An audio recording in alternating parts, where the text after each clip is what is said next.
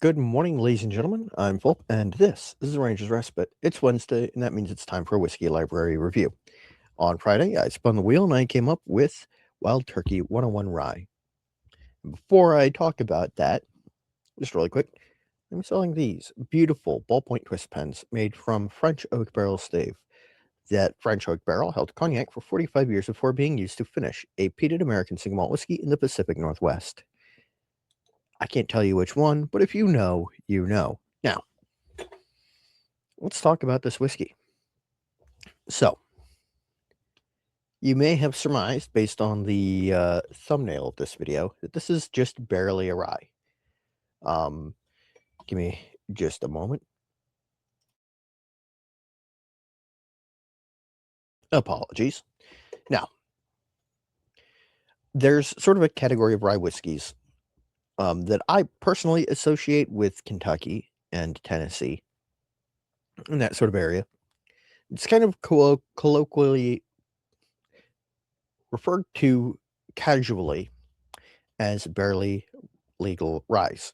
That's because their mash bill is 51% rye, the minimum to be considered a rye whiskey. The hallmarks of this particular type of rye whiskey is that it is typically oak forward, less focused on, in my personal opinion, what makes rye whiskey, which is the grain character of rye. In the case of Wild Turkey 101 rye, we're talking about 51% rye, 37% corn, 12% malted barley. Put into char number 4 barrels.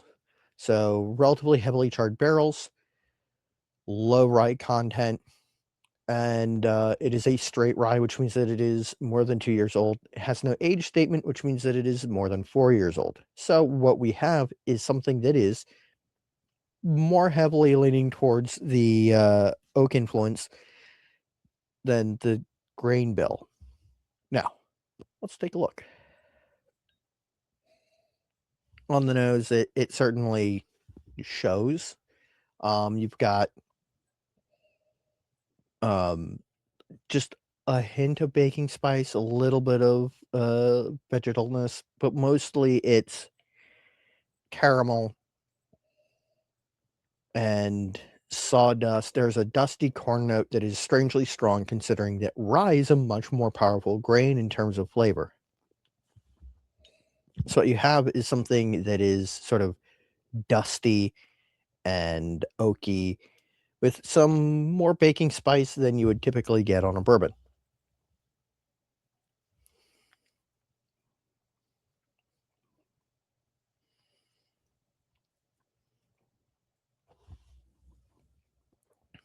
It follows through onto the palate. Honestly, I know that this glass is clean,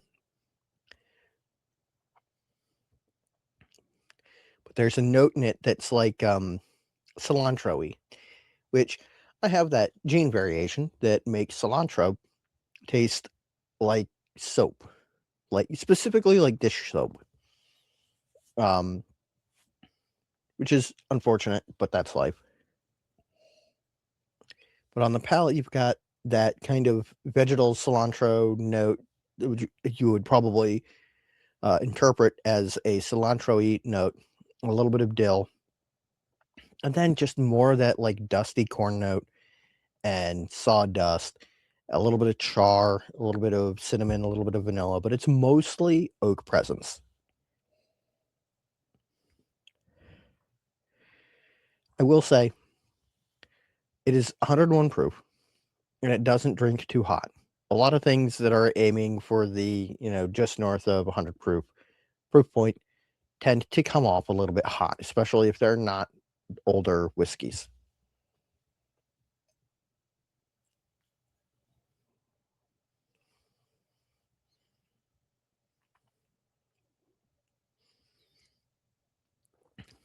A little bit of dill, a little bit of like mentholy note,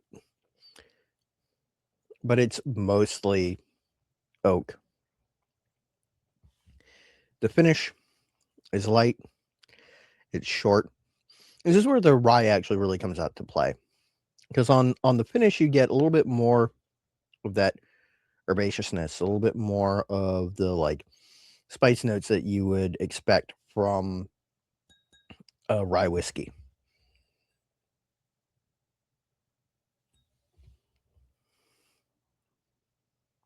Hmm.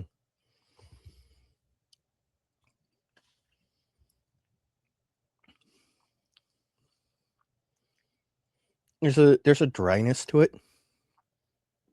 It is definitely a barrel characteristic. It's genuinely uninspiring. Which brings me to those three questions that I always ask and answer. The first one being, do I like it? Honestly, this is going to sound really strange. Given the choice between Wild Turkey 101 bourbon, Wild Turkey 101 rye, Wild Turkey 81 bourbon, I'd take the 81 bourbon every time. I find that it's more balanced. While this doesn't drink as hot as the 101 bourbon, which is apparently a purely subjective thing, I think that the 101 bourbon drinks real hot. A lot of people think that the rye drinks way hotter. I think that it functionally doesn't matter. Um, the second question, as always, is do I think that it's a good value? Honestly, for the money, there are better ryes out there. For only a little bit more, you can get a craft rye that is definitely superior. And if you're looking for a more classic rye profile, you should spend a little bit more and buy a higher rye content rye, a Monongahela style rye, or a Virginia style, high percentage rye. Um, just because those are going to deliver more of that rye flavor profile that you expect.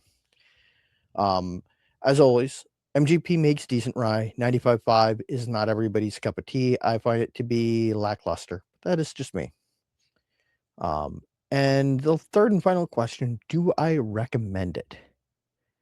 Not really, no. Um, like I said, I find it to be uninspiring. I don't think that it is a great example even of the Kentucky style barely legal rye. Um, there are a lot of ryes that I haven't tried in that style, mainly because I see that mash bill or the 51 to like 55% rye, and I go, I cut my teeth on 100% rye whiskeys. I'd rather that because I want big flavors. I like a good strong rye whiskey, and this just doesn't deliver on that. And most of the barely legal ryes do, or most of the barely legal ryes also fail to deliver on those big rye notes that I really want. Before I move on to spinning the wheel, as always, I have a TeePublic shop. There's a link in the description down below. You can get like stickers, hats, shirts with my logo on them. There are more designs coming. I'm working up some fun designs just to like have some more variety.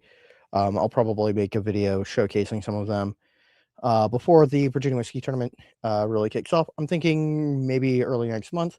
I'm going to be dropping some designs that are related to the Virginia Whiskey Tournament, basically to fundraise to offset the cost of the Virginia Whiskey Tournament trophy or the Virginia Whiskey Champion trophy, which will, as always, be a Jefferson Cup engraved with Virginia Whiskey Champion and the year. In previous years, we've had some really great distilleries. When last year was the Virginia Distillery Company. Before them, it was J.H. Bard's, and then Catoctin Creek. And then our inaugural winner was Falls Church Distillers. So it's been a lot of fun. And I'm hoping that you guys will also enjoy partaking in that and, having your voice heard because you guys get to pick. You guys vote for who wins each round and moves on to the next round and who will ultimately be the Virginia Whiskey Tournament champion. Now, with all that out of the way, I didn't even, yeah, these I'm still selling these. I'm still selling the nicer ones. I've got some pens made from other stuff. Black walnut, mahogany salvaged from a destroyed Epiphone guitar, Catalpa, just cool stuff. At the Etsy shop and the link down below. Now, let's see what I'm reviewing on Friday. I'm going to go ahead and click Hide Choice. Come on. Ready to...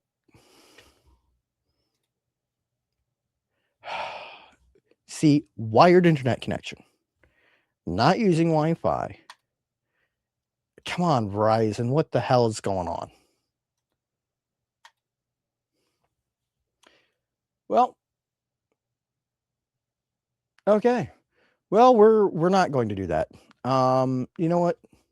Friday Rye Day. Friday I'm going to look at KO Distilling's Distillers Reserve Bonded Rye Whiskey because I want to look at another rye whiskey, a better rye whiskey, and Verizon has failed me. Rise up, destroy your corporate overlords. They can't keep getting away with charging us for a service they fail to provide.